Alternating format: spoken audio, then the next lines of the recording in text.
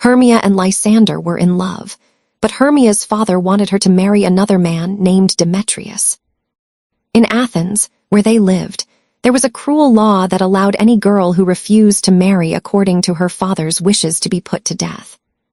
Hermia's father was so angry with her for refusing to do what he wanted that he brought her before the Duke of Athens to ask if she could be put to death if she refused to obey him. The Duke gave her 4 days to think it over, and if she still refused to marry Demetrius at the end of that time, she would have to die. Lysander was almost driven mad with grief, and he thought it best for Hermia to run away to his aunt's house in a place beyond the reach of that cruel law, and there he would come to her and marry her. But before she left, she told her friend Helena what she was going to do. Helena had been Demetrius' girlfriend long before he had even thought of marrying Hermia, and because she was very foolish, like all jealous people, she could not see that it was not poor Hermia's fault that Demetrius wanted to marry her instead of his own girlfriend. She knew that if she told Demetrius that Hermia was going to the forest outside Athens, he would follow her. "And I can follow him, and at least I will see him," she said to herself. So she went to him and betrayed her friend's secret. The forest where Lysander was to meet Hermia, and where the other two had decided to follow them, was full of fairies, like most forests, if you only had eyes to see them, and in this forest that night, the king and queen of the fairies, Oberon and Titania, were there. Now fairies are very wise people, but occasionally they can be as foolish as mortal men. Oberon and Titania, who had been as happy as the days were long, had squandered all their joy in a foolish quarrel. They had said unpleasant things to each other, and scolded each other so terribly that all their little fairy followers, out of fear, had crawled into acorn hats to hide. So instead of holding one merry court and dancing all night in the moonlight, as fairies do, the king roamed with his attendants through one part of the forest, while the queen with hers remained in another part. And the cause of all these troubles was a little Indian boy whom Titania had considered one of her followers. Oberon wanted the child to follow him and become one of his fairy knights, but the queen would not give him up. That night, the king and queen of the fairies met on a mossy, moonlit clearing. "Through unlucky circumstances we meet at moonlight, proud Titania," said the king. "What, jealous Oberon?" replied the queen. "You spoil everything with your quarrels.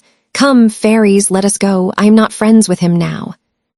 "It is up to you to make peace," said the king. "Give me that little Indian boy, and I will be your humble servant and worshipper again." "Forget it," said the queen. "Even with all your money, you cannot buy that boy from me. Come, fairies," and she walked away. "Well, go on," said Oberon, "but I will revenge you before you leave this forest." Then Oberon called his favorite fairy, Puck, the spirit of mischief.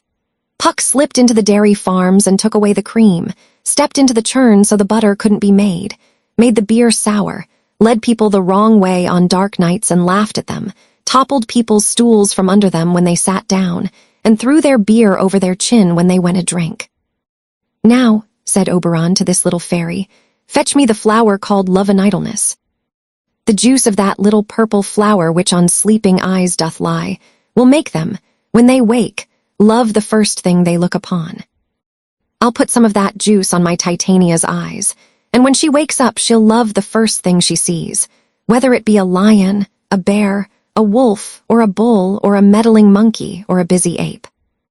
While Puck was away, Demetrius walked through the clearing followed by poor Helena, who told him how she loved him and reminded him of all his promises, and he said to her that he could not love her, and that his promises were worth nothing. Oberon took pity on poor Helena, and when Puck returned with the flower, he commanded him to follow Demetrius and put some of the juice on his eyes so that he would love Helena as much as she loved him when he woke up and saw her. So Puck went on his way, and wandering through the forest, he found not Demetrius but Lysander, on whose eyes he put the juice. But when Lysander woke up, he did not see his own Hermia but Helena, who was walking through the forest looking for the cruel Demetrius. And as soon as he saw her, he loved her and left Hermia, under the spell of the purple flower.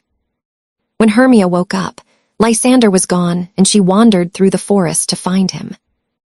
Puck went back and told Oberon what he had done, and Oberon soon discovered that he had made a mistake and went in search of Demetrius, and after finding him, put some of the juice on his eyes. And the first thing Demetrius saw when he woke up was also Helena. So now Demetrius and Lysander both followed her through the forest, and it was Hermia's turn to follow her lover in despair, as Helena had done earlier. Helena and Hermia quarreled, and Demetrius and Lysander fought. Oberon was very sorry to see his kind plan to help these lovers go so wrong, so he said to Puck, "These two young men are going to fight. You must hang a fog over the night and lead them so astray that one will never find the other.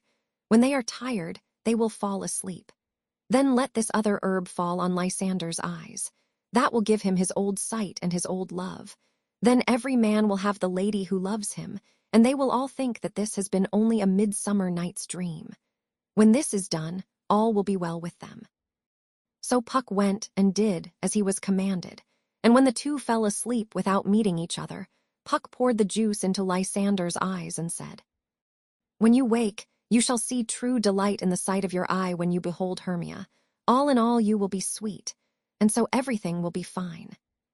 Meanwhile, Oberon found Titania sleeping on a bank where wild thyme, violets, and musk roses grew. Their Titania always slept a part of the night, wrapped in the enamel skin of a snake. Oberon bent over her and laid the juice on her eyes, saying, "What you see when you wake is true love." Now it so happened that when Titania woke, the first thing she saw was a foolish clown from a group of actors who had come into the forest to rehearse their play. This clown had met Puck, who had put an ass's head on his shoulders so that it seemed to grow there. Immediately upon waking and seeing this terrible monster, Titania said, "What angel is this? Are you as wise as you are beautiful?" "I am enough wise to find my way out of this forest, and that is enough for me," said the foolish clown. "Do not desire to go out of the forest," said Titania. The love juice worked well, and the clown seemed to her the most beautiful and sweetest creature on the whole earth. "I love you," she continued. "Come with me, and I will give you fairies to attend you." So she called 4 fairies, whose names were Peace Blossom, Cobweb, Moth, and Mustard Seed. "You must serve this gentleman," said the queen. "Feed him with apricots and dewberries, purple grapes, green figs, and mulberries. Steal honey bags for him from the bumblebees, and with the wings of painted butterflies fan the moonbeams from his sleeping eyes." "I will do it," said one of the fairies, and the rest followed and said, "We will do it." "Now sit with me," said the queen to the clown, "and let me stroke your fair cheeks, put musk roses in your sleek, smooth hair, and kiss your lovely, big ears, my gentle joy." "Where's Peace Blossom?" asked the clown with the ass's head. He did not much care for the queen's affection, but he was very proud the fairies served him. "Yes," said Peace Blossom. "Scratch my head, Peace Blossom," said the clown. "Where's Cobweb?" "Yes," said Cobweb. "Kill for me," said the clown, "the red bumblebee on the top of the thistle yonder, and bring me the honey bag. Where's Mustard Seed?" "Yes," said Mustard Seed. "Oh, I want nothing," said the clown.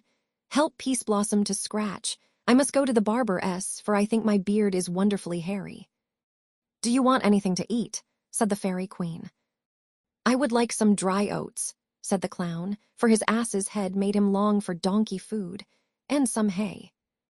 "A few of my fairies can fetch you nuts from the squirrel's house," said the queen.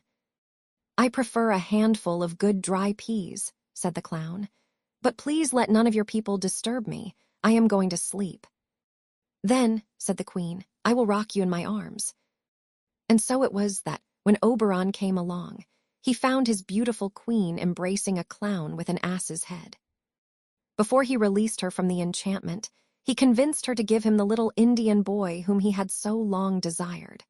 But then he took pity on her and poured some juice from the magical flower into her lovely eyes, and in an instant she saw the clown with the donkey's head whom she had loved, and she knew how foolish she had been.